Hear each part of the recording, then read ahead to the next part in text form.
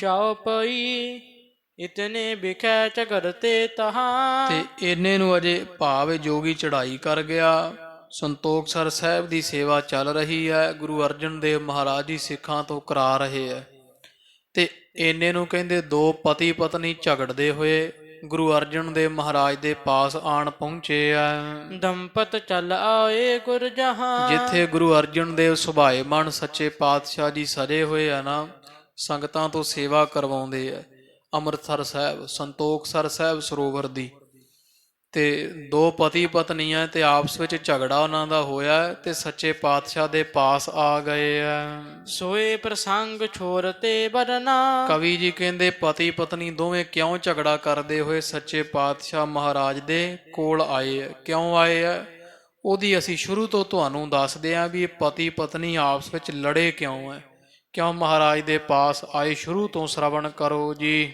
ਜਥਾ ਸੁਧਾਸਰ ਵਿਦਤੈ ਕਰਨੋ। ਤੇ ਜਿਵੇਂ ਫਿਰ ਇਹ ਪਤੀ ਪਤਨੀ ਦੁਆਰਾ ਅੰਮ੍ਰਿਤਸਰ ਸਾਹਿਬ ਦਾ ਸਰੋਵਰ ਫਿਰ ਪ੍ਰਗਟ ਹੋਇਆ ਸੀ, ਕਿਉਂਕਿ ਗੁਰੂ ਰਾਮਦਾਸ ਮਹਾਰਾਜ ਸੱਚੇ ਪਾਤਸ਼ਾਹ ਜੀਆਂ ਸੰਤੋਖਸਰ ਸਾਹਿਬ ਤੇ ਅੰਮ੍ਰਿਤਸਰ ਸਾਹਿਬ ਦੋ ਸਰੋਵਰ ਪਟਵਾ ਦਿੱਤੇ ਸੀ, ਪਰ ਥੋੜੇ ਥੋੜੇ ਜਿਹੇ ਮਿੱਟੀ ਨਿਕਲੀ ਸੀ। ਗੁਰੂ ਅਰਜਨ ਦੇਵ ਮਹਾਰਾਜ ਜੀ ਜੋਤੀ ਜੋਤ ਸਮਾ ਗਏ ਸਨ ਤੇ ਗੁਰੂ ਅਰਜਨ ਦੇਵ ਮਹਾਰਾਜ ਨੂੰ ਇਹ ਸੇਵਾ ਲਾ ਦਿੱਤੀ ਸੀ। ਗੁਰੂ ਅਰਜਨ ਦੇਵ ਮਹਾਰਾਜ ਦੇ ਸੇਵਾ ਕਰਵਾਉਣ ਤੋਂ ਪਹਿਲਾਂ ਫਿਰ ਜਿਵੇਂ 5-6 ਵਰ੍ਹੇ ਸੇਵਾ ਨਹੀਂ ਹੋਈ ਸੀ, ਮੀਂਹ ਬਾਰਿਸ਼ਾਂ ਪੈ ਪੈ ਕੇ ਉਹ ਮਿੱਟੀ ਨਾਲ ਫੇਰ ਉਹ ਸਰੋਵਰ ਪੂਰੇ ਗਏ ਸੀ ਕਿਉਂਕਿ ਕੱਚੇ ਸਨ। ਤੇ ਸੰਤੋਖਸਰ ਸਾਹਿਬ ਦਾ ਸਰੋਵਰ ਤਾਂ ਮਹਾਰਾਜ ਗੁਰੂ ਅਰਜਨ ਦੇਵ ਸੱਚੇ ਪਾਤਸ਼ਾਹ ਜੀਆਂ ਟਾਹਲਾ ਸਾਹਿਬ ਦੀ ਜਾਂ ਟਾਹਲੀ ਦੀ ਨਿਸ਼ਾਨੀ ਜਿਹੜੀ ਸੀ ਉਹਦੇ ਹਿਸਾਬ ਦੇ ਨਾਲ ਦੁਬਾਰਾ ਫਿਰ ਖੁਦਵਾ ਦਿੱਤਾ ਸੀ।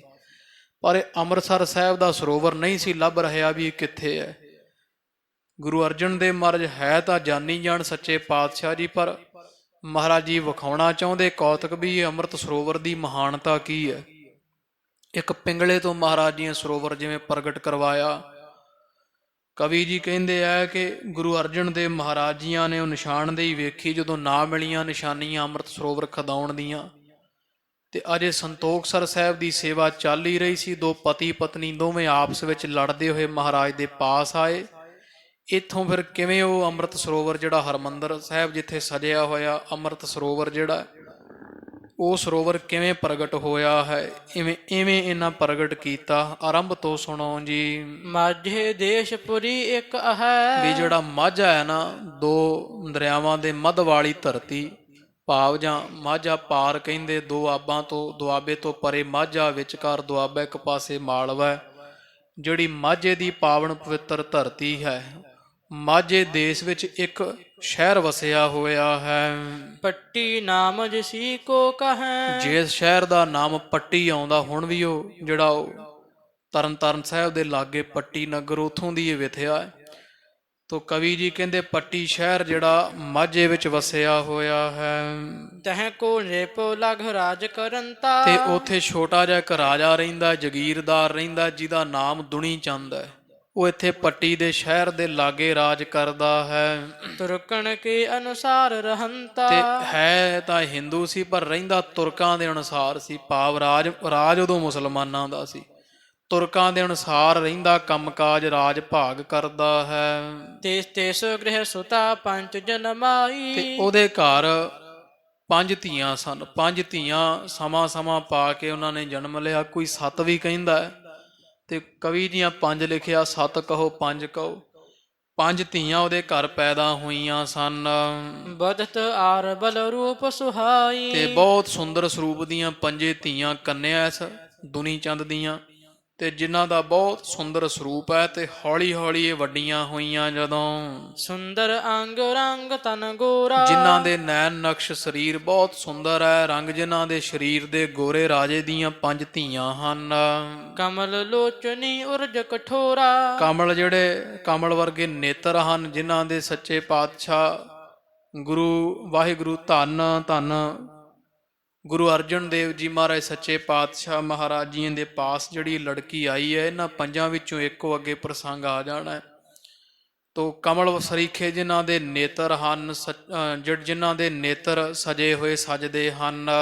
ਤੈਨ ਮਹਿ ਏਕ ਹੋਤੀ ਸਤ ਸੰਗਨ। ਤੇ ਉਹ 5 ਧੀਆਂ ਨੇ, ਉਹਨਾਂ ਵਿੱਚੋਂ ਇੱਕ ਜਿਹੜੀ ਆ ਨਾ, ਜਿਹਦਾ ਨਾਮ ਰਾਜ ਕੌਰ ਆਉਂਦਾ, ਅਕਸਰ ਹੀ ਉਹਨੂੰ ਬੀਬੀ ਰਜਨੀ ਕਹਿੰਦੇ ਆ। ਉਹ ਬਹੁਤ ਸਤ ਸੰਗਤ ਕਰਨ ਵਾਲੀ, ਸਤ ਪਰਤੱਗੀ ਤੇ ਸੰਤਾਂ ਮਹਾਂਪੁਰਸ਼ਾਂ ਦੀ ਸੇਵਾ ਕਰਨ ਵਾਲੀ ਲੜਕੀ ਹੈ। ਅਲਪ ਆਰਬਲ ਕੋਮਲ ਤੇ ਅੰਗਨ, ਉਮਰੇ ਦੀ ਸਾਰਿਆਂ ਤੋਂ ਥੋੜੀ ਛੋਟੀ ਪੁੱਤਰੀ ਹੈ ਰਾਜੇ ਦੁਨੀ ਚੰਦ ਦੀ, ਤੋ ਜਿਸ ਦੇ ਨੈਣ ਨਕਸ਼ ਤੇ ਸੁੰਦਰ ਸਰੂਪ ਹੈ। ਪ੍ਰਭ ਕੇ ਗੁਣ ਸੰਤਨ ਤੇ ਸੁਨੇ, ਤੇ ਇਹ ਬੀਬੀ ਰਜਨੀ ਨੇ ਪਰਮੇਸ਼ਰ ਦੇ ਗੁਣ ਜਿਹੜੇ ਸਾਧੂ ਸੰਤਾਂ ਦੀ ਸੰਗਤ ਕਰਦੀ ਹੋਣ ਕਰਕੇ ਬੜੀ ਵਾਰੀ ਪਰਮੇਸ਼ਰ ਦੇ ਗੁਣ ਸੁਣੇ ਸਨ। ਬੈਠੈ ਨਿਕਟ ਜਬ ਹੈ ਮਿਲ ਭਨੇ, ਵੀ ਇੱਥੇ ਕੋ ਸੰਤਾਂ ਦੀ ਮੰਡਲੀ ਜਦੋਂ ਵੀ ਪੱਟੀ ਆਉਂਦੀ ਤੇ ਉਹ ਸੰਤ ਮਹਾਂਪੁਰਸ਼ ਜਦੋਂ ਕਥਾ ਕਰਿਆ ਕਰਦੇ ਤੇ ਇਹ ਬੀਬੀ ਰਾਜ ਕੌਰ ਜਾਂ ਬੀਬੀ ਰਜਨੀ ਦੁਨੀ ਚੰਦ ਦੀ ਛੋਟੀ ਧੀ ਅਕਸਰ ਹੀ ਉਹ ਸੰਤਾਂ ਮਹਾਂਪੁਰਸ਼ਾਂ ਦੇ ਪਾਸ ਜਾ ਕੇ ਕਥਾ ਸੁਣਦੀ ਸੀ। ਜੀਵ ਜੀਵ ਪ੍ਰਤ ਤੀਨਹ ਲੋਕ, ਤੇ ਸੰਤਾਂ ਨੇ ਇੱਕ ਵਾਰ ਕਥਾ ਕੀਤੀ, ਕਹਿੰਦੇ ਜਿੰਨੇ ਵੀ ਤਿੰਨਾਂ ਲੋਕਾਂ ਵਿੱਚ ਜੀਵ ਬਣੇ ਹੋਏ ਆ, ਜਿੰਨੇ ਵੀ ਜੀਵ ਹਨ ਜੜ ਜੰਗਮ ਜੋ ਵੀ, ਨਿਤ ਪਾਲਤ ਸਭ ਪ੍ਰਭੂ ਅਰੋਕ, ਤੇ ਜਿਹੜਾ ਪ੍ਰਭੂ ਪਰਮੇਸ਼ਰ ਨਾ ਇੱਕ ਰਸ ਸਾਰਿਆਂ ਦੀ ਪਾਲਣਾ ਕਰਦਾ ਹੈ, ਸਾਰਿਆਂ ਜੀਵਾਂ ਨੂੰ ਦੇਣ ਵਾਲਾ ਉਹ ਅਕਾਲ ਪੁਰਖ ਪਰਮੇਸ਼ਰ ਹੈ। ਉਹ ਸੰਤ ਕਥਾ ਕਰ ਰਹੇ ਆ ਕਿ ਜਿਹੜਾ ਪਰਮੇਸ਼ਰ ਹੈ ਭਾਈ ਉਹ ਸਾਰਿਆਂ ਨੂੰ ਪਾਲਦਾ, ਤਿੰਨਾਂ ਲੋਕਾਂ ਦੇ ਜੀਵਾਂ ਦੀ ਪਾਲਣਾ ਬਿਨਾਂ ਰੋਕ ਤੋਂ ਕਰਦਾ ਲਗਾਤਾਰ। ਜੋ ਜਿਸ ਜੂਨ ਜਹਾਂ ਹੋਏ ਪ੍ਰਾਨੀ, ਵੀ ਕੋਈ ਪ੍ਰਾਣਾ ਧਾਰੀ ਜੀਵ ਜਿਹੜੀ ਮਰਜੀ ਜੂਨੀ ਵਿੱਚ ਹੋਵੇ, ਜਿੱਥੇ ਮਰਜੀ ਹੋਵੇ, ਤਹਾਂ ਦੇਤ ਭੋਜਨ ਗੁਣ ਖਾਨੀ, ਤੇ ਗੁਣਾਂ ਦੀ ਖਾਣ ਪਰਮੇਸ਼ਰ ਉਹ ਜੀਵ ਨੂੰ ਉੱਥੇ ਹੀ ਭੋਜਨ ਪਹੁੰਚਾਉਂਦਾ, ਚਾਹੇ ਉਹ ਪੱਥਰ ਵਿੱਚ ਵੀ ਕਿਉਂ ਨਾ ਹੋਵੇ। ਉਹ ਪ੍ਰਭੂ ਪਰਮੇਸ਼ਰ ਉੱਥੇ ਹੀ ਜੀਵ ਪ੍ਰਾਣਾ ਧਾਰੀ ਜੀਵ ਦਾ ਭੋਜਨ ਦਿੰਦਾ ਹੈ। ਸ਼੍ਰੀ ਗੁਰੂ ਨਾਨਕ ਕਰਿਓ ਸਲੋਕ, ਤੇ ਉਹ ਧੰਨ ਗੁਰੂ ਨਾਨਕ ਦੇਵ ਜੀ ਮਹਾਰਾਜ ਜੀਆਂ ਨੇ ਕੋਈ ਬਾਣੀ ਵਿੱਚ ਜਿਹੜਾ ਇੱਕ ਸ਼ਲੋਕ ਉਚਾਰਿਆ ਹੈ, ਪਠਤ ਵਿਚਾਰਤ ਸੋ ਪ੍ਰਭੂ ਲੋਕ, ਸੋ ਪ੍ਰਭ ਲੋਕ। ਜਿਹੜੇ ਪ੍ਰਭੂ ਦੇ ਪਿਆਰੇ ਸੰਤ ਸੀ ਨਾ ਇੱਥੇ ਪੱਟੀ ਆਏ ਹੋਏ, ਉਹ ਗੁਰੂ ਨਾਨਕ ਪਾਤਸ਼ਾਹ ਮਹਾਰਾਜ ਦੇ ਸ਼ਲੋਕ ਦੀ ਕਥਾ ਕਰਦੇ ਸੀ, ਜਿਹਦੇ ਵਿੱਚ ਇਹ ਪ੍ਰਸੰਗ ਆਉਂਦਾ ਵੀ ਪ੍ਰਭੂ ਪਰਮੇਸ਼ਰ ਸਾਰਿਆਂ ਜੀਵਾਂ ਨੂੰ ਪਾਲਦਾ, ਜਿੱਥੇ ਮਰਜੀ ਕੋਈ ਹੋਵੇ, ਪ੍ਰਾਣਾ ਧਾਰੀ ਜੀਵ ਛੋਟੇ ਵੱਡੇ, ਪ੍ਰਭੂ ਸਾਰਿਆਂ ਦੀ ਪਾਲਣਾ ਪ੍ਰਤਪਾਲਣਾ ਕਰਦਾ ਹੈ। ਗੁਰੂ ਨਾਨਕ ਪਾਤਸ਼ਾਹ ਮਹਾਰਾਜ ਦੇ ਸ਼ਲੋਕ ਦੀ ਕਥਾ ਸੰਤ ਕਰ ਰਹੇ ਸਨ। ਤਿਸ ਤੇ ਸੁਨ ਕੰਨਿਆ ਦ੍ਰਿੜ ਕੀਨੋ, ਤੇ ਉਹ ਜਿਹੜੀ ਬੀਬੀ ਰਜਨੀ ਜਾਂ ਰਾਜ ਕੌਰ, ਇਹਨੇ ਸੰਤਾਂ ਤੋਂ ਇਹ ਕਥਾ ਸੁਣੀ ਵੀ ਪਰਮੇਸ਼ਰ ਸਾਰਿਆਂ ਨੂੰ ਪਾਲਣ ਵਾਲਾ ਪ੍ਰਭੂ ਹੈ, ਹੋਰ ਮਨੁੱਖ ਕੋਈ ਨਹੀਂ। ਸੁਣ ਕੇ ਮਾਈ ਨੇ ਮਨ ਵਿੱਚ ਪੱਕਾ ਕਰ ਲਿਆ ਤੇ ਸ਼ਬਦ ਗੁਰਬਾਣੀ ਦਾ ਕੰਠ ਕਰ ਲਿਆ ਹੈ। ਸੋ ਅਬ ਇਸ ਥਲ ਲਿਖ ਕਰ ਦੀਨੋ, ਕਵੀ ਜੀ ਕਹਿੰਦੇ ਉਹ ਸ਼ਬਦ ਕਿਹੜੇ ਦੀ ਕਥਾ ਸੰਤਾਂ ਨੇ ਕੀਤੀ ਤੇ ਬੀਬੀ ਰਜਨੀ ਨੇ ਕਿਹੜਾ ਸ਼ਬਦ ਕੰਠ ਕੀਤਾ, ਜ਼ੁਬਾਨੀ ਯਾਦ ਕੀਤਾ, ਉਹ ਅਸੀਂ ਇੱਥੇ ਦੱਸ ਰਹੇ ਲਿਖ ਕੇ। ਸ੍ਰੀ ਮੁਖ ਵਾਕ ਸ਼ਲੋਕ ਮਹੱਲਾ ਪਹਿਲਾ। ਧੰਨ ਗੁਰੂ ਨਾਨਕ ਦੇਵ ਜੀ ਮਹਾਰਾਜ ਦਾ ਉਚਾਰਿਆ ਸ਼ਲੋਕ ਸੀ, ਜੀ ਦੀ ਕਥਾ ਸੰਤ ਕਰ ਰਹੇ ਹੈ। ਸੁਭਾਏਮਾਨ ਮੁਖ ਤੋਂ ਮਹਾਰਾਜ ਜੀ ਬਖਸ਼ ਰਹੇ ਹਨ।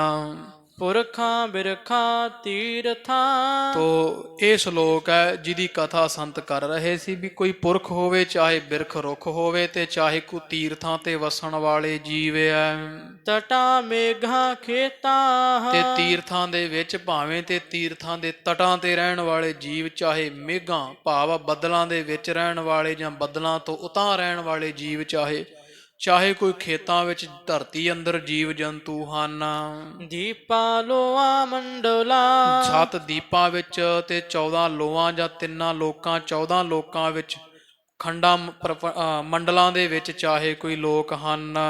ਖੰਡਾ ਵਰ ਪੰਡਾ, ਤੇ 9 ਖੰਡਾਂ ਵਿੱਚ ਚਾਹੇ ਕੋਈ ਵਸਦਾ ਹੋਇਆ ਪ੍ਰਾਣਾ ਧਾਰੀ ਜੀਵ ਹੈ, ਚਾਹੇ ਬ੍ਰਹਮੰਡਾਂ ਵਿੱਚ ਕਿਸੇ ਜੀਵ ਦਾ ਵਾਸਾ, ਕੀੜੇ ਮਕੌੜੇ ਆਦਿਕ ਦਾ। ਅੰਡਜ ਜੇਰਜ ਉਤ ਪੂਜਾ, ਤੇ ਮੁੱਖ ਦੀ ਗੱਲ ਹੈ ਮਹਾਰਾਜ ਦਾ ਸ਼ਬਦ ਇਹ ਕਹਿੰਦਾ ਹੈ ਕਿ ਚਾਹੇ ਕੋਈ ਅੰਡਜ ਖਾਣੀ, 4 ਖਾਣੀਆਂ ਮੰਨੀਆਂ, ਇੱਕ ਅੰਡਜ ਖਾਣੀ ਹੈ, ਭਾਵ ਜਿਹੜੇ ਜੀਵ ਆਂਡੇ ਦੁਆਰਾ ਪੈਦਾ ਹੁੰਦੇ, ਪੰਛੀਆਂ ਆਦਿਕਾ, ਸੱਪਾਂ ਦੇ ਬੱਚੇ ਆਂਡੇ ਤੋਂ ਜਿਹੜੇ ਪੈਦਾ ਹੁੰਦੇ ਨਾ ਜੀਵ, ਉਹਨਾਂ ਦੇ ਜਿਨ੍ਹਾਂ ਦੇ ਕੰਨ ਅੰਦਰ ਹੁੰਦੇ ਆ, ਉਹ ਸਾਰੇ ਆਂਡੇ ਤੋਂ ਪੈਦਾ ਹੁੰਦੇ ਆ। ਜਾਂ ਜਿਹੜੇ 4 ਖਾਣੀਆਂ ਮੰਨੀਆਂ, ਇੱਕ ਪਹਿਲੀ ਅੰਡਜ ਖਾਣੀ ਹੈ ਜਿਸ ਤੋਂ ਸਾਰਾ ਸੰਸਾਰ ਪੈਦਾ ਹੋਇਆ, ਉਹ 4 ਹੀ ਖਾਣੀਆਂ ਨੇ। ਪਹਿਲੀ ਅੰਡਜ ਖਾਣੀ, ਆਂਡੇ ਤੋਂ ਪੈਦਾ ਹੋਣ ਵਾਲੇ ਭਾਵੇਂ ਕੋਈ ਜੀਵ ਹੈ, ਚਾਹੇ ਜੇਰਜ ਕਹੀਏ, ਜੇਰ ਤੋਂ ਜਿਵੇਂ ਪਸ਼ੂ ਜਾਂ ਮਨੁੱਖੇ ਜੇਰਜ ਖਾਣੀ ਤੋਂ ਪੈਦਾ ਹੁੰਦੇ, ਜਿਹੜੇ ਜੇਰ ਵਿੱਚ ਲਪੇਟੇ ਹੁੰਦੇ ਆ।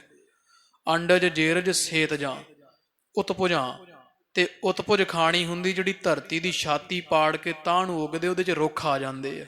ਤਿੰਨ ਖਾਣੀਆਂ ਜਿਹੜੀਆਂ ਇਹ ਹਨ, ਖਾਣੀ ਸੇਤ ਜਾਂ ਹਾਂ, ਤੇ ਜਿਹੜੀਆਂ ਸੇਤ ਜਾਂ ਇੱਕ ਸੇਤਜ ਖਾਣੀ ਚੌਥੀ, ਇੱਕ ਅੰਡਜ ਖਾਣੀ ਜਿਹੜੇ ਆਂਡੇ ਤੋਂ ਪੈਦਾ ਹੁੰਦੇ, ਇੱਕ ਜੀਰਜ ਖਾਣੀ ਜਿਹੜੇ ਜੇਰ ਤੋਂ ਪੈਦਾ ਹੁੰਦੇ, ਇੱਕ ਉਤਪੁਜ ਖਾਣੀ ਜਿਹੜੇ ਬਨਸਪਤੀ ਜਿੰਨੇ ਰੁੱਖ ਬ੍ਰਿਖ ਘਾਹ ਹੈ ਸਾਰੇ ਉਤਪੁਜ ਖਾਣੀ ਚ ਆਉਂਦੇ ਆ, ਇੱਕ ਸੇਤਜ ਖਾਣੀ ਜਿਹੜੇ ਪਸੀਨੇ ਗਰਮੈਸ਼ ਤੋਂ, ਜਿਵੇਂ ਜੂੰ ਇਹ ਆਦਿਕ ਜਿਹੜੇ ਆ ਇਹ ਗਰਮੈਸ਼ ਤੋਂ ਪੈਦਾ ਹੁੰਦੇ, ਪੜਾਸ ਤੋਂ ਜਿਵੇਂ ਪੈਦਾ ਹੁੰਦੇ ਆ, ਮੀਂਹ ਪੈਣ ਤੇ ਭ੍ਰਮਟ ਆਦਿਕ ਜਿਹੜੇ ਆ ਇਹ ਸਾਰੇ ਜਿਹੜੇ ਵਾ ਸੇਤਜ ਖਾਣੀ ਪਸੀਨੇ ਤੋਂ ਪੈਦਾ ਹੋਣ ਵਾਲੇ।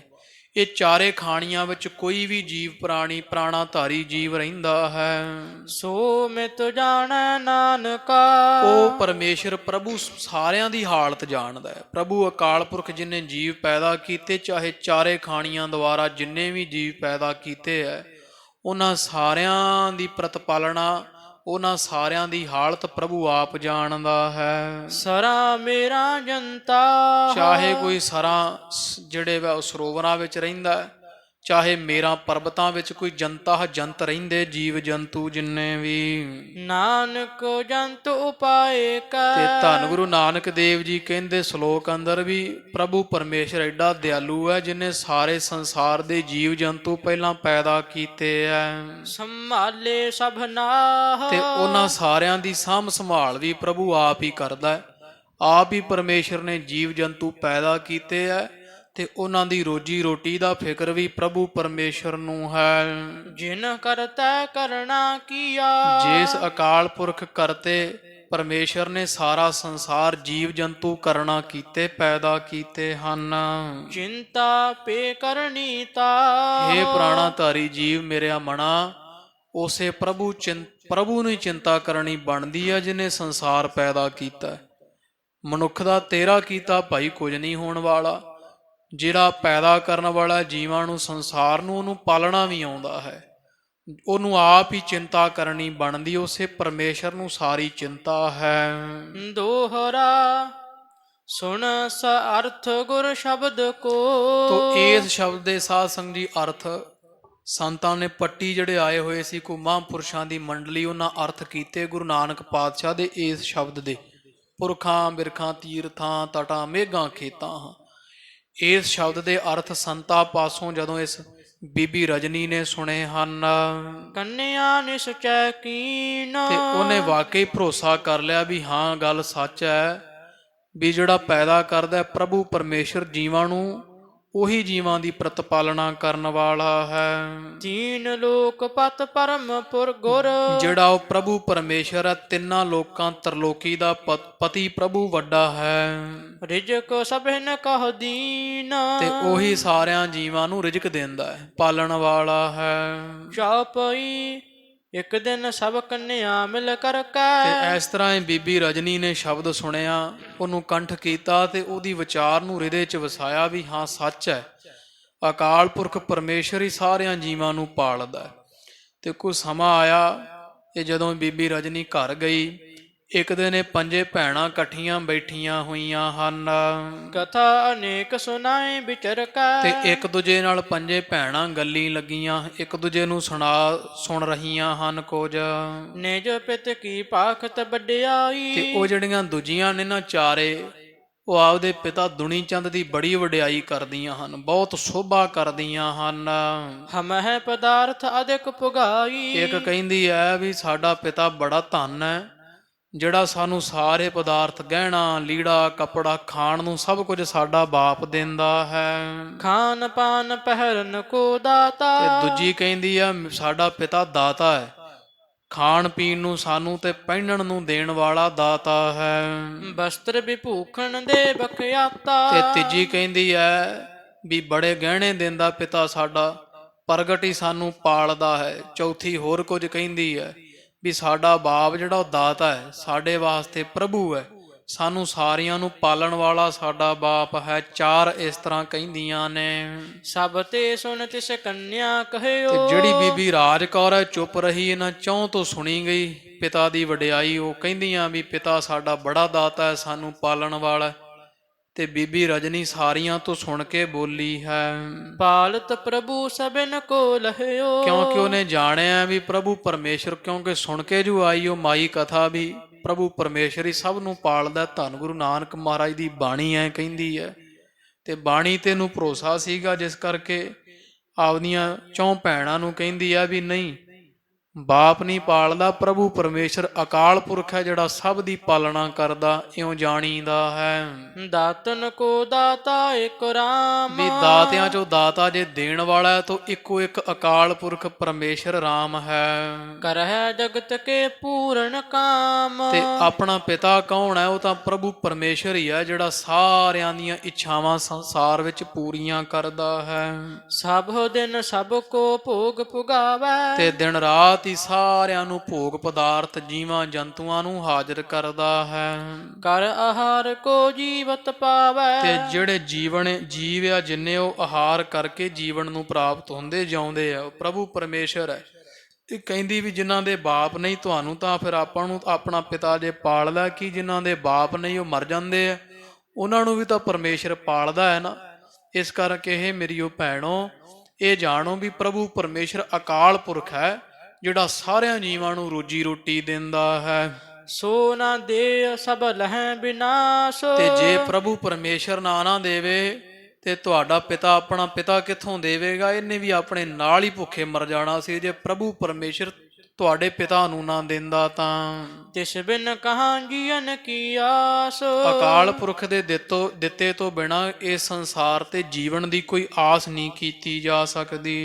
ਰਾਉ ਰੰਕ ਗਜ ਚੀਂਟੀ ਜੋਈ। ਉਹ ਦਿਆਲੂ ਹੈ ਪਰਮੇਸ਼ਰ, ਕੀ ਕੋਈ ਰਾਜਾ ਹੈ, ਕੀ ਕੋਈ ਗਰੀਬ ਹੈ, ਹਾਥੀ ਜਾਂ ਕੀੜੀ ਤੋਂ ਲੈ ਕੇ ਹਾਥੀ ਤੀਕਰ ਜੋ ਵੀ ਹੈ। ਸਭ ਕੋ ਦਾਤਾ ਤਰਾਤਾ ਸੋਈ। ਸਭ ਜੀਵਾਂ ਦਾ, ਕੀੜੀ ਤੋਂ ਲੈ ਕੇ ਹਾਥੀ ਤੀਕਰ, ਗਰੀਬ ਤੋਂ ਲੈ ਕੇ ਰਾਜੇ ਤੀਕਰ, ਸਭ ਦਾ ਰੱਖਣ ਹਾਰਾ ਤੇ ਦੇਣ ਵਾਲਾ ਅਕਾਲ ਪੁਰਖ ਹੈ।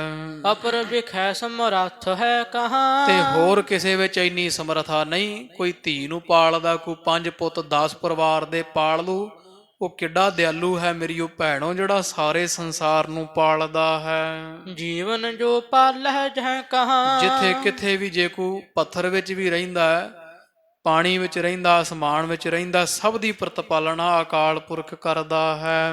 ਏਮ ਸੁਨ ਕੰਨਿਆ ਸਭ ਹੀ ਕਹੈ। ਤੇ ਇਸ ਤਰ੍ਹਾਂ ਜਦੋਂ ਸੁਣਿਆ ਦੂਜੀਆਂ ਚੌਂ ਨੇ, ਤੇ ਇਹ ਰਜਨੀ ਬੀਬੀ ਨੂੰ ਕਹਿੰਦੀਆਂ ਹਨ, ਹਮਕੋ ਪਿਤ ਪ੍ਰਤ ਪਾਲਤ ਰਹੈ। ਕਿ ਤੈਨੂੰ ਕੋਈ ਭਾਲਦਾ ਹੋਊਗਾ ਰਾਮ ਜਾਂ ਕੋਈ ਰੱਬ, ਸਾਨੂੰ ਤਾਂ ਸਾਡਾ ਪਿਤਾ ਹੀ ਪਾਲ ਰਿਹਾ ਹੈ, ਉਹੀ ਦਿੰਦਾ ਹੈ।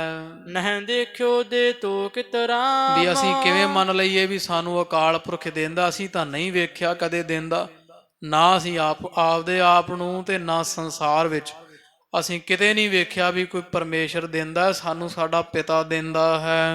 ਦਿਓ ਜਾਏ ਕਿਸ ਕੇ ਕਬ ਧਾਮ।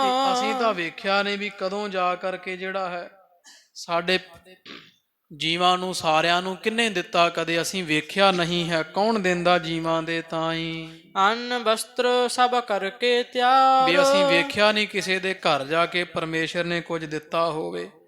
ਅੰਨ ਵਸਤਰ ਹੋਰ ਵੀ ਜਿਹੜਾ ਛਕਣ ਛਕਾਉਣ ਦੀਆਂ ਚੀਜ਼ਾਂ ਤਿਆਰ ਕਰਕੇ। ਕਿਸ ਕੋ ਕੌਣ ਦੇਤ ਕਿਸ ਬਾਰ। ਵੀ ਅਸੀਂ ਵੇਖਿਆ ਨਹੀਂ ਪ੍ਰਭੂ ਪਰਮੇਸ਼ਰ ਕਿਸੇ ਸਮੇਂ ਕਿਸੇ ਨੂੰ ਦਿੰਦਾ ਹੋਵੇ। ਪ੍ਰਭੂ ਨਹੀਂ ਦਿੰਦਾ, ਸਾਨੂੰ ਸਾਡਾ ਬਾਪ ਦਿੰਦਾ ਹੈ। ਏਮ ਸੁਣ ਕੈ ਕੰਨਿਆ ਲਰ ਪਰੀ। ਇਸ ਤਰ੍ਹਾਂ ਸੁਣ ਕੇ ਜਿਹੜੀਆਂ ਇਹ ਹੈ ਨਾ ਬੀਬੀ ਰਜਨੀ, ਇਹ ਕਹਿੰਦੀ ਪ੍ਰਭੂ ਪਰਮੇਸ਼ਰ ਦਿੰਦਾ। ਦੂਜੀਆਂ 4 ਭੈਣਾਂ ਕਹਿੰਦੀਆਂ ਕਿ ਸਾਨੂੰ ਸਾਡਾ ਬਾਪ ਦਿੰਦਾ। ਅਸੀਂ ਨਹੀਂ ਜਾਣਦੀਆਂ ਕਿਹੜਾ ਪਰਮੇਸ਼ਰ ਹੈ, ਸਾਡਾ ਪਿਤਾ ਦਾਤਾ ਹੈ। ਤੇ ਆਪਸ ਵਿੱਚ ਝਗੜਾ ਹੋ ਗਿਆ, ਭੈਣਾਂ ਲੜੀਆਂ ਹਨ। ਜਾਏ ਪਿਤਾ ਕੇ ਟਿਕ ਸੁਧ ਕਰੀ। ਤੇ ਦੂਜੀਆਂ ਚੌਂ ਨੇ ਜਾ ਕੇ ਆਪਦੇ ਪਿਤਾ ਦੁਨੀ ਚੰਦ ਨੂੰ ਜਾ ਦੱਸਿਆ ਹੈ। ਹਮ ਸਭ ਕਹੈ ਪਿਤਾ ਤੇ ਖਾਵਤ। ਵੀ ਹੈ ਪਿਤਾ ਜੀ, ਅਸੀਂ ਤਾਂ ਆਖਦੀਆਂ ਗੱਲਾਂ ਚੋਂ ਗੱਲ ਨਿਕਲੀ ਵੀ ਕੌਣ ਪਾਲਣ ਪੋਸ਼ਣ ਕਰਦਾ। ਅਸੀਂ ਆਖਿਆ ਸਾਡਾ ਦਾਤਾ ਸਾਡਾ ਪਿਤਾ, ਸਾਨੂੰ ਸਭ ਕੁਝ ਸਾਡਾ ਪਿਤਾ ਦਿੰਦਾ ਹੈ।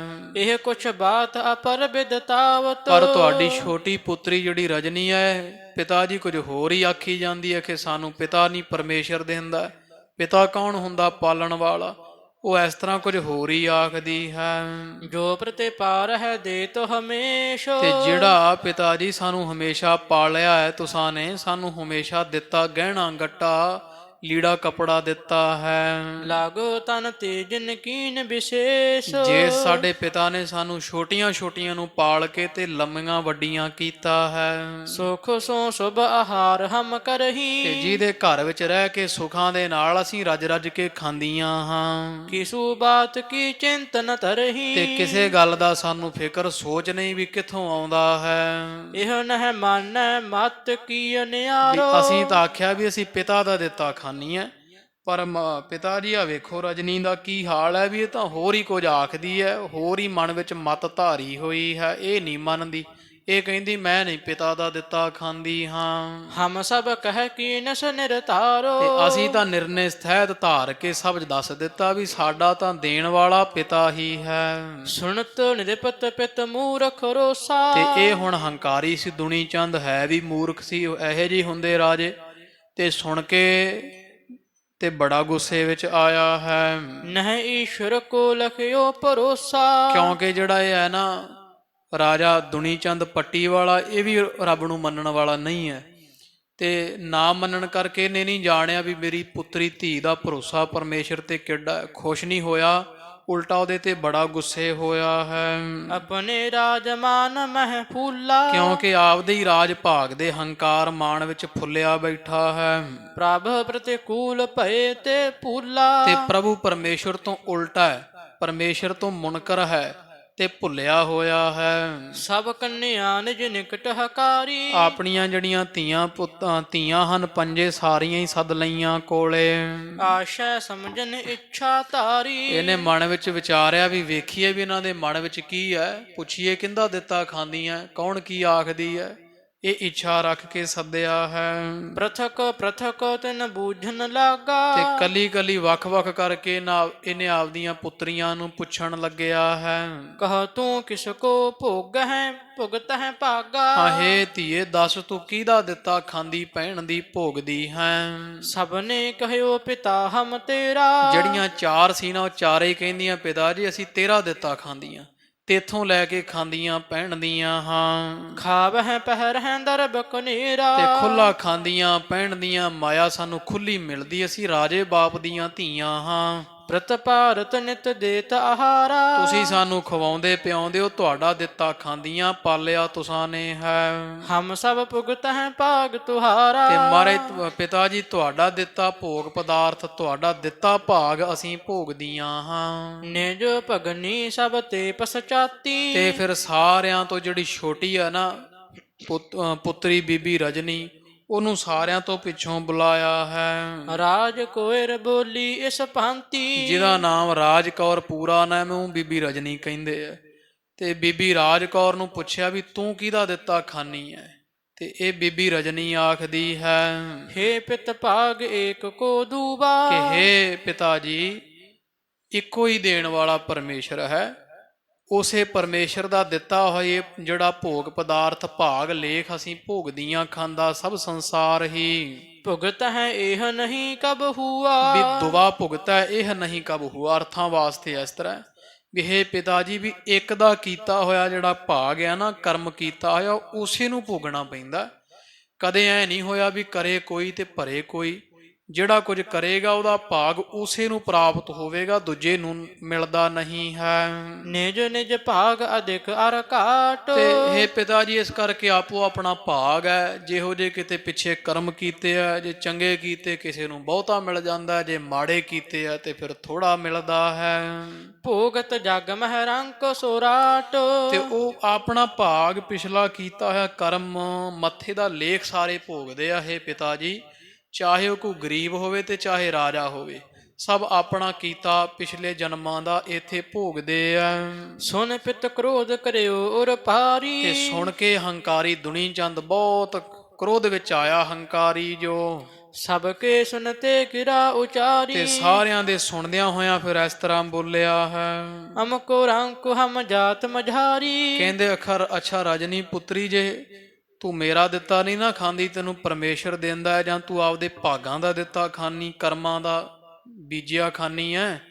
ਤੇ ਆਪਣੇ ਸ਼ਹਿਰ ਵਿੱਚ ਫਲਾਣੇ ਦਾ ਪੁੱਤਰ ਹੈ ਕੋ ਜਾਂ ਫਲਾਣਾ ਰਹਿੰਦਾ ਆਪਣੇ ਪਿੰਡ ਵਿੱਚ ਜਿਹੜਾ ਬਹੁਤ ਗਰੀਬ ਹੈ, ਜਿਹਦੇ ਘਰ ਵਿੱਚ ਰੋਟੀ ਨਹੀਂ ਪੱਕਦੀ ਹੈ, ਤਿਸ ਕੇ ਪੁੱਤਰ ਕਸ਼ਟ ਤਨ ਭਾਰੀ। ਤੇ ਉਹਦਾ ਇੱਕ ਪੁੱਤਰ ਹੈ ਕੱਲਾ ਕੱਲਾ ਜਿਹੜਾ ਕੋੜਾ ਹੈ, ਜਿਹਦਾ ਸਰੀਰ ਕੋੜਾ, ਰੋਗੀ ਬੜਾ ਭਾਰੀ ਹੈ, ਹਾਥ ਪਾਵ ਅੰਗੁਰੀ ਚਰ ਗਈ। ਤੇ ਕੋੜ ਦੇ ਨਾਲ ਜਿਹਦੇ ਹੱਥ ਪੈਰ ਵੀ ਝੜੇ ਹੋਏ ਆ, ਲੂਲਾ ਲੰਗੜਾ ਹੈ, ਹੱਥ ਪੈਰ ਝੜੇ ਹੋਏ, ਉਂਗਲਾਂ ਸਮੇਤ ਸਾਰੇ ਹੀ ਕੋੜ ਕਰਕੇ।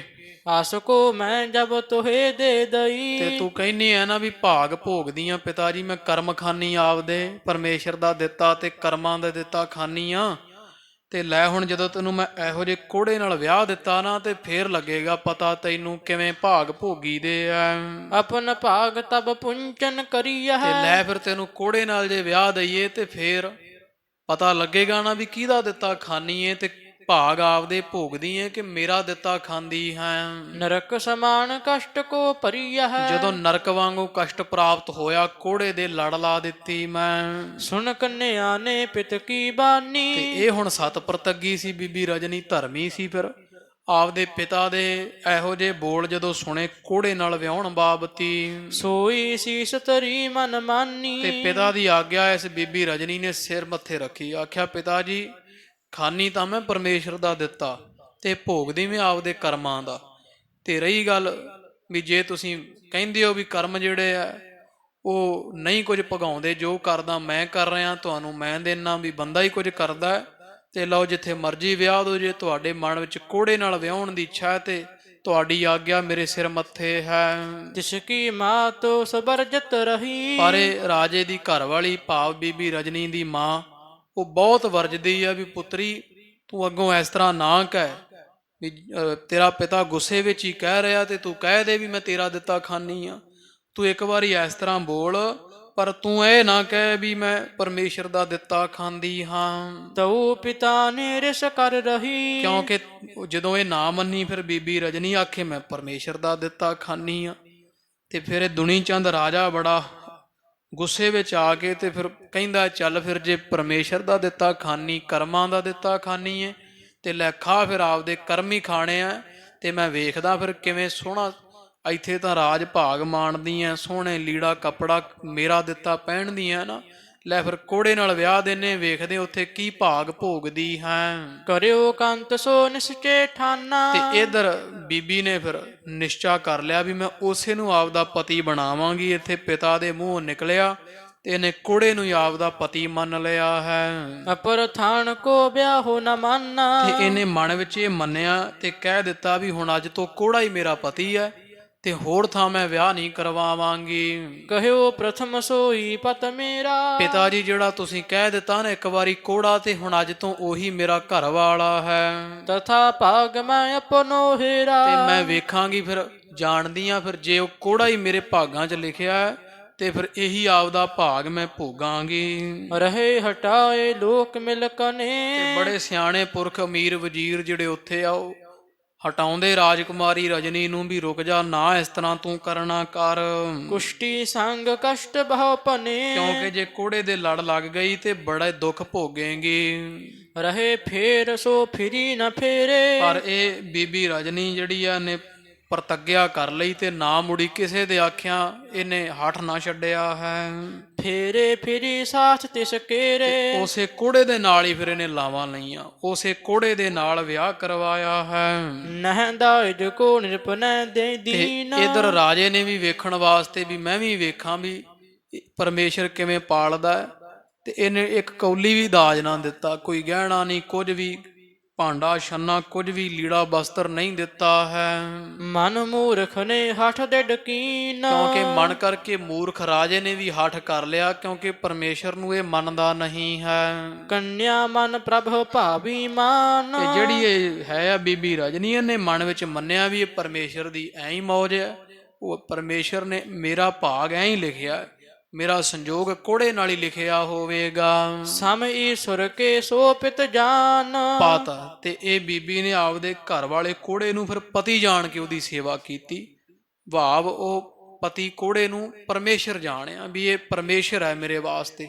ਕੋੜੇ ਨੂੰ ਪਰਮੇਸ਼ਰ ਪਤੀ ਜਾਣ ਕੇ ਉਹਦੀ ਸੇਵਾ ਕਰਨ ਲੱਗੀ ਹੈ। ਸਦਨ ਸਾਸੁਰੇ ਦਾਰਿਦ ਮਹਾ। ਤੇ ਵਿਆਹ ਕੇ ਸਹੁਰੇ ਘਰ ਆਈ ਤੇ ਇੱਥੇ ਗਰੀਬੀ ਬਹੁਤ ਹੈ, ਰੋਟੀ ਕਦੇ ਪੱਕਦੀ ਹੈ ਕਦੇ ਨਹੀਂ ਪੱਕਦੀ, ਬੜਾ ਬੁਰਾ ਹਾਲ ਹੈ। ਪਹਿਰਨ ਖਾਣ ਨਾ ਪ੍ਰਾਪਤ ਜਹਾਂ, ਜਿੱਥੇ ਨਾ ਕੁਝ ਖਾਣ ਨੂੰ ਮਿਲਦਾ ਤੇ ਨਾ ਪਹਿਨਣ ਨੂੰ ਮਿਲਦਾ, ਕੱਪੜੇ ਪਾਟੇ ਹਨ ਤੇ ਖਾਣ ਨੂੰ ਕੁਝ ਨਹੀਂ, ਬਹੁਤ ਗਰੀਬੀ ਹੈ। ਕੇਤਕ ਦਿਨ ਦੁਖ ਭੁਖ ਕੋ ਸਹਿਓ, ਤੇ ਕੁਝ ਕੁ ਦਿਨ ਤਾਂ ਇਹ ਬੀਬੀ ਰਜਨੀ ਨੇ ਦੁੱਖ ਸਹੇ ਇੱਥੇ ਤੇ ਭੁੱਖ ਕੱਟੀ ਘਰ ਵਿੱਚ।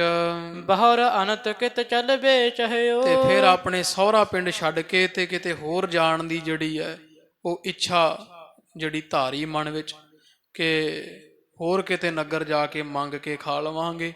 ਇਸ ਤਰ੍ਹਾਂ ਦੀ ਇੱਛਾ ਰੱਖ ਕੇ ਇਹ ਜਿਹੜੀ ਵੈ ਬੀਬੀ ਰਜਨੀ ਸੱਤ ਪ੍ਰਤੱਗੀ ਮਾਈ ਆਪਣੇ ਪਤੀ ਨੂੰ ਫਿਰ ਟੋਕਰੀ ਵਿੱਚ ਜਾਂ ਉਹ ਕਰਨੀ ਜੀ ਵਿੱਚ ਪੌੜੀ ਵਿੱਚ ਪਾ ਕਰਕੇ ਤੇ ਸਿਰ ਤੇ ਚੁੱਕ ਲੈਂਦੀ ਸੀ ਤੇ ਪਿੰਡਾਂ ਚੋਂ ਮੰਗ ਮੰਗ ਕੇ ਖਾਂਦੀ ਰਹੀ। ਫਿਰ ਇਹਨੇ ਪੱਟੀ ਨਹੀਂ ਸੀ ਮੰਗਿਆ, ਕਹਿੰਦੀ ਮੇਰਾ ਪਿਤਾ ਇਹ ਨਾ ਆਖੇ ਵੀ ਪੱਟੀ ਵੀ ਮੇਰਾ ਹੀ ਰਾਜ ਹੈ ਤੇ ਮੇਰੇ ਰਾਜ ਚੋਂ ਮੰਗ ਕੇ ਖਾਂਦੀ ਹੈ, ਮੇਰਾ ਹੀ ਦਿੱਤਾ ਖਾਂਦੀ ਹੈ। ਤੇ ਇਸ ਤਰ੍ਹਾਂ ਚੱਲਦੀ ਫਿਰਦੀ ਫਿਰ ਬੀਬੀ ਰਜਨੀ ਪਤੀ ਨੂੰ ਲੈ ਕੇ ਤੇ ਗੁਰੂ ਕਾ ਚੱਕ ਜਿੱਥੇ ਅੰਮ੍ਰਿਤਸਰ ਸਾਹਿਬ ਇੱਥੇ ਪਹੁੰਚੀ ਸੀ, ਮੰਗਣ ਗਈ। ਪਿੱਛੋਂ ਫਿਰ ਉਹ ਜਿਵੇਂ ਕੋੜੇ ਨੇ ਵੇਖਿਆ ਕਾਂ ਨੂੰ ਹੰਸ ਬਣਦੇ, ਇਸ ਬੇਰ ਸਾਹਿਬ ਦੇ ਥੱਲੇ ਛੋਟਾ ਟੋਭਾ ਸੀ ਉਹਨਾਂ ਸਮਿਆਂ 'ਚ, ਉਹਦੇ ਵਿੱਚ ਇਸ਼ਨਾਨ ਕਰਕੇ ਅੰਮ੍ਰਿਤਸਰ ਸਤਿਗੁਰ ਸਤਵਾਦੀ ਜਿਤ ਨਹਾਤਾ ਹੈ, ਕਊਆ ਹੰਸ ਹੋਏ, ਕਾਂ ਵੀ ਹੰਸ ਬਣ ਜਾਂਦੇ ਵੇਖੇ, ਉੱਥੇ ਇਸ਼ਨਾਨ ਕੀਤਾ। ਤੇ ਫਿਰ ਇਹਨਾਂ 'ਚ ਝਗੜਾ ਪਿਆ ਵੀ ਉਹ ਕਹਿੰਦੀ ਸੀ ਮਾਈ ਵੀ ਨਹੀਂ ਤੂੰ ਮੇਰਾ ਪਤੀ ਨਹੀਂ ਹੈ, ਉਹ ਆਖੇ ਮੈਂ ਤੇਰਾ ਪਤੀ ਹਾਂ। ਇਹ ਗੱਲ ਫਿਰ ਗੁਰੂ ਅਰਜਨ ਦੇਵ ਮਹਾਰਾਜ ਦੇ ਪਾਸ ਗਈ ਸੀ, ਜਿੱਥੋਂ ਇਹ ਕਥਾ ਆਰੰਭ ਹੋਈ ਹੈ ਵੀ ਉਧਰੋਂ ਜੋਗੀ ਅਜੇ ਚੜ੍ਹਾਈ ਕੀਤਾ ਸੀ ਤੇ ਦੋਵੇਂ ਪਤੀ ਸਤੀ ਝਗੜਦੇ ਗੁਰੂ ਅਰਜਨ ਦੇਵ ਮਹਾਰਾਜ ਪਾਸ ਗਏ। ਉਹ ਗਏ ਕਿਵੇਂ ਸੀ ਉਹ ਕਵੀ ਸੰਤੋਖ ਸਿੰਘ ਜੀ ਨੇ ਦੱਸਿਆ ਵਿੱਚ ਦੀ ਵੀ ਇਸ ਤਰ੍ਹਾਂ ਗੱਲ ਕਰਕੇ ਉਹ ਸਾਰਾ ਪ੍ਰਸੰਗ ਵੀ ਇਹ ਪਤੀ ਪਤਨੀ ਰਜਨੀ ਬੀਬੀ ਤੇ ਉਹ ਕੋੜਾ ਜਿਹੜਾ ਠੀਕ ਹੋਇਆ ਮਹਾਰਾਜ ਪਾਸ ਗਏ ਸਨ। ਫਿਰ ਉੱਥੇ ਮਹਾਰਾਜ ਨੇ ਜਿਵੇਂ ਨਿਰਣਾ ਕਰਕੇ ਦੱਸਿਆ ਉਹ ਸਾਰਾ ਪ੍ਰਸੰਗ ਅੱਗੇ ਆਵੇਗਾ। ਫਿਰ ਅੰਮ੍ਰਿਤਸਰ ਸਾਹਿਬ ਦਾ ਪਾਵਨ ਪਵਿੱਤਰ ਸਰੋਵਰ ਪ੍ਰਗਟ ਹੋਇਆ, ਗੁਰੂ ਅਰਜਨ ਦੇਵ ਮਹਾਰਾਜ ਨੇ ਇਹਦੀ ਖੁਦਾਈ ਕਰਵਾਈ, ਪੌੜੀਆਂ ਪੱਕੀਆਂ, ਸਰੋਵਰ ਪੱਕਾ ਕਰਵਾਇਆ, ਫਿਰ ਹਰਿਮੰਦਰ ਸਾਹਿਬ ਪਾਵਨ ਸਥਾਨ ਬਣਵਾਇਆ। ਉਹ ਸਾਰੀ ਕਥਾ ਲੜੀਵਾਰ ਰੂਪ ਵਿੱਚ ਆਵੇਗੀ, ਅੱਗੇ ਆਪਾਂ ਸਰਵਣ ਕਰਾਂਗੇ। ਇੱਥੇ ਹੋਈਆਂ ਭੁੱਲਾਂ ਦੀ ਖਿਮਾ ਪਾਈ, ਬੁੱਧੀ ਤੁੱਛ ਹੈ। ਗੁਰੂ ਗਰੀਬ ਨਵਾਜ ਆਪ ਸਾਰੀ ਸੰਗਤ ਦੇ ਦਰ ਹਾਜ਼ਰੇ ਪ੍ਰਵਾਨ ਕਰਨ। ਇਹ ਲੋਕ ਸੁਖੀਏ ਪਰਲੋਕ ਸੁਹੇਲੇ, ਨਾਨਕ ਹਰ ਪ੍ਰਭ ਆਪੇ ਮੇਲੇ। ਸਦਨ ਸਾਸੁਰੇ ਦਾਰਿਦ ਮਹਾ, ਪਹਿਰਨ ਖਾਣ ਨਾ ਪ੍ਰਾਪਤ ਜਹਾਂ, ਕੇਤਕ ਦਿਨ ਦੁਖ ਭੁਖ ਕੋ ਸਹਿਓ, ਬਾਹਰ ਅਨਤ ਕਿਤ ਚਲਵੇ ਚਹਿਓ। ਵਾਹਿਗੁਰੂ ਜੀ ਕਾ ਖਾਲਸਾ ਵਾਹਿਗੁਰੂ ਜੀ ਕੀ ਫਤਿਹ। ਹੈ ਅਚੁੱਤ ਹੈ ਪਾਰ ਬ੍ਰਹਮ, ਅਬਿਨਾਸੀ ਅਗਨਾਸ, ਹੈ ਪੂਰਨ ਹੈ ਸਰਬ ਮੈਂ ਦੁਖ ਭੰਜਨ ਗੁਣ ਤਾਸ, ਹੈ ਸੰਗੀ ਹੈ ਨਿਰੰਕਾਰ, ਹੈ ਨਿਰਗੁਣ ਸਭ ਟੇਕ, ਹੈ ਗੋਬਿੰਦ ਹੈ ਗੁਣ ਨਿਧਾਨ, ਜਾ ਕੈ ਸਦਾ ਵਿਵੇਕ। ਏ ਅਪਰੰਪਰ ਹਰ ਹਰੇ, ਹੈ ਪੀ ਹੋਵਨ ਹਾਰ, ਏ ਸੰਤਹਿ ਕੈ ਸਦਾ ਸੰਗ ਨਿਧਾਰਾ ਆਧਾਰ। ਏ ਠਾਕੁਰ ਹਉ ਦਾਸ रो, ਮੈਂ ਨਿਰਗੁਣ ਗੁਣ ਨਹੀਂ ਕੋਈ, ਨਾਨਕ ਦੀਜੈ ਨਾਮ ਦਾਨ, ਰਾਖਾ ਹੀਐ ਪਰੋਇ। ਆਏ ਪ੍ਰਭ ਸਰਨਾਗਤੀ, ਕਿਰਪਾ ਨਿਧ ਦਇਆਲ, ਏਕ ਅੱਖਰ ਹਰ ਮਨ ਬਸਤ, ਨਾਨਕ ਹੋਤ ਨਿਹਾਲ। ਕਥਾ ਨਿਤਾ ਪ੍ਰਤ ਹੋਤ ਹੈ, ਸੁਣਹੁ ਸੋ ਸਿੰਘ ਸੁਜਾਨ। ਨਾਨਕ ਗੁਰੂ ਗੋਬਿੰਦ ਸਿੰਘ ਜੀ ਸਦਾ ਕਰਹਿ ਕਲਿਆਣ। ਵਾਹਿਗੁਰੂ ਨਾਮ ਜਹਾਜ ਹੈ, ਚੜੇ ਸੋ ਉਤਰੇ ਪਾਰ, ਜੋ ਸ਼ਰਧਾ ਕਰ ਸੇਵੰਦੇ ਵਾਹਿਗੁਰੂ ਪਾਰ ਉਤਾਰਨ ਹਾਰ। ਜੋ ਸ਼ਰਧਾ ਕਰ ਸੇਵੰਦੇ ਵਾਹਿਗੁਰੂ ਪਾਰ ਉਤਾਰਨ ਹਾਰ। ਵਾਹਿਗੁਰੂ ਜੀ ਕਾ ਖਾਲਸਾ ਵਾਹਿਗੁਰੂ ਜੀ ਕੀ ਫਤਿਹ।